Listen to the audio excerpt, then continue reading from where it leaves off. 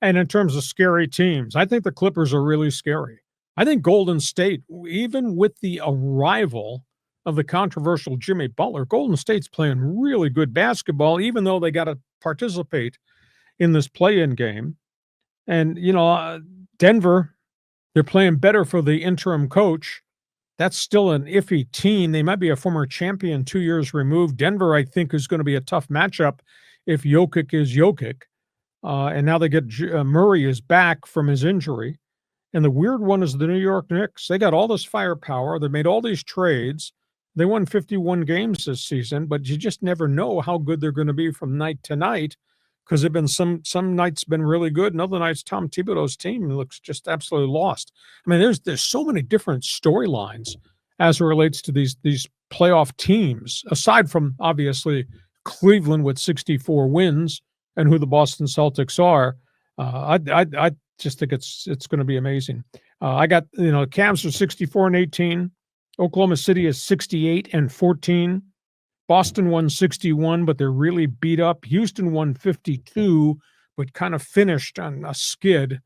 And then you got all these other scary teams that are out there. I think the playoffs are really going to be interesting. But at the end of the day, I think those are the two that are going to be in the NBA Finals.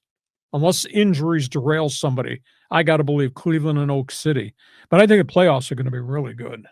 Now, remember earlier in the season, the Timberwolves and the Knicks made that big deal. The Julius Randle trade, Karl Anthony Towns. Yes. Yeah, so how do you think that worked out? Was that a win-win for both teams? Or Towns looks like a weird fit at Madison Square Garden for Thibodeau's team.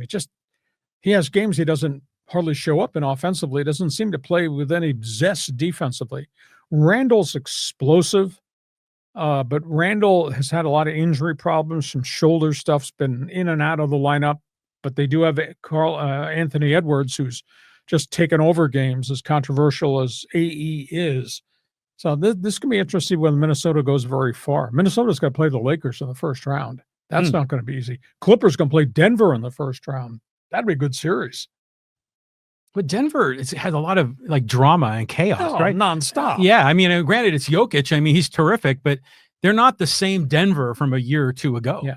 Oh, I can't wait. And then playoff matchups are really, really going to be fun. Speaking of basketball, you're a Laker fan, Clipper fan, feel free. Join us. Fans Forum chat box is open.